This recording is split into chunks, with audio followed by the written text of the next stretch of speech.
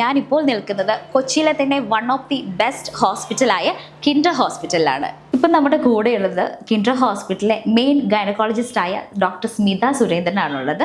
ഡോക്ടറിനോട് നമുക്ക് കൂടുതൽ ഡീറ്റെയിൽസ് ചോദിച്ച് മനസ്സിലാക്കാം. ഡോക്ടർ, ഈ വാട്ടർ ബ്രിത്തിനെ കുറിച്ചുള്ള ഒരു കോമൺ ആയിട്ടുള്ള കുറച്ച് കാര്യങ്ങളൊന്ന് ഷെയർ ചെയ്യാമോ? Okay, sure. വെള്ളത്തിലിരിക്കുക എന്ന് പറയുന്നത് നമുക്കൊരു ഡിഫറെൻറ്റ് ഫീലിംഗ് ആണ്.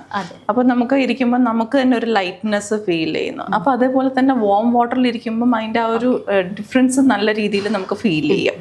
അപ്പോൾ പ്രത്യേകിച്ച് ഈ ഡെലിവറി സമയത്ത് പെയിൻ ഉണ്ടാകുന്ന സമയത്ത് ഈ ചൂട് വെള്ളത്തിൽ ഇരിക്കുക, അതിലേക്ക് പ്രസവിക്കുക എന്ന് പറയുന്നത് നമുക്ക് ഒരുപാട് പെയിൻ റിലീഫും മനസ്സിന് തന്നെ നമുക്ക് ഒരുപാട് സൂത്തനിങ് ആയിട്ടുള്ള ഒരു കാംനെസ് തരുന്ന ഒരു മെത്തേഡാണ് ഈ വാട്ടർ ബർത്തിങ് എന്ന് പറയുന്നത്. നമ്മൾ ഇതിന് കൂടുതൽ ഇൻ്റർവെൻഷൻസ് ഒന്നുമില്ല. വേറെ നമ്മൾ മരുന്നുകൾ പെയിൻ കൂട്ടാനായിട്ട് കൊടുക്കുകയോ അല്ലെങ്കിൽ പെയിൻ കുറയ്ക്കാനുള്ള എന്തെങ്കിലും മെഡിസിൻസോ അല്ലെങ്കിൽ എപ്പിഡ്യൂറിൽ കൊടുക്കുകയോ ഒന്നുമില്ല. കംപ്ലീറ്റ്ലി നാച്ചുറൽ ബർത്ത് ആണ്.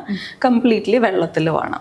അപ്പോൾ കുഞ്ഞിൻ്റെ ഡെലിവറിയും എല്ലാം തന്നെ വെള്ളത്തിലേക്ക് നടക്കുന്നതാണ് ഈ വാട്ടർ ബർത്ത് എന്ന് പറയുന്നത്. മറ്റൊരു വലിയൊരു സംശയം എന്ന് പറയുന്നത്, നമ്മളിപ്പോൾ ഈവൻ വാട്ടർ ബർത്ത് നടന്നുകൊണ്ടിരിക്കുകയാണ്.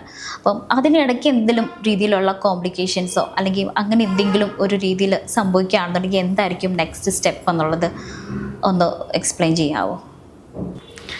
ഓക്കെ, അപ്പോൾ എമർജൻസീസ് എന്ന് പറഞ്ഞാൽ നമുക്കിപ്പോൾ ഒരു ലേബർ ഡെലിവറി എപ്പോൾ വേണമെങ്കിലും എമർജൻസി എക്സ്പെക്റ്റ് ചെയ്യാം. അത് അമ്മയ്ക്കാകാം, കുഞ്ഞിനാകാം. അപ്പോൾ വാട്ടർ ബർത്തിങ്ങിനും അത് ഡിഫറെൻ്റ് അല്ല. അപ്പം അമ്മയ്ക്ക് എന്തെങ്കിലും ഒരു എമർജൻസി വരുവാണ് എന്നുണ്ടെങ്കിൽ നമ്മൾ ഇമ്മീഡിയറ്റ്ലി അമ്മേനെ ടബിൽ നിന്ന് പുറത്തേക്ക് എടുക്കുക. എന്നിട്ട് എന്താണോ സിറ്റുവേഷൻ അതനുസരിച്ചിട്ട് ഒരു ക്രിട്ടിക്കൽ കെയർ എന്താണെന്ന് വെച്ചാൽ കൊടുക്കുക. ഇനിയിപ്പോൾ വരുന്നത് പെട്ടെന്ന് എമർജൻസി ആയിട്ട് കുഞ്ഞിനെ ഡെലിവറി ചെയ്യേണ്ട ഒരവസ്ഥയായിരിക്കാം, സിസേറിയൻ ചെയ്യേണ്ട ഒരവസ്ഥയായിരിക്കാം. അപ്പം ഇമ്മീഡിയറ്റ്ലി തന്നെ നമ്മൾക്ക് ഓപ്പറേഷൻ തിയേറ്ററിലേക്ക് ഷിഫ്റ്റ് ചെയ്യണം.